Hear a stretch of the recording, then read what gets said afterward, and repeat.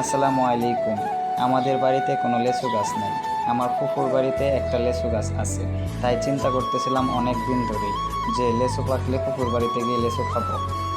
আর ফুফুর বাড়িতে এসে দেখি এত পরিমাণে লেচু হয়েছে, মানে দেখে পুরো মাথা নষ্ট হয়ে গেছে। আমার নিচে যেইগুলা ছিল এইগুলা পাড়ার জন্য চেষ্টা করতেছিলাম, আর মনে মনে চিন্তা করতেছিলাম এখন বেশি খাবো না, রাত হলে রাতে গাছে উঠে পড়ে খাবো। আর লেচুগুলো দেখেও অনেক ভালো লাগতেছিল। আলহামদুলিল্লাহ, অনেক লেচু আসছে গাছগুলোতে। আমার আগে থেকে একটা ইচ্ছে ছিল রাতে গিয়ে লেচু গাছে উঠে লেচু পাড়া। তাই রাত 12টার দিকে হাতে একটা টর্চ লাইট নিয়ে উঠে গেলাম লেচু গাছে।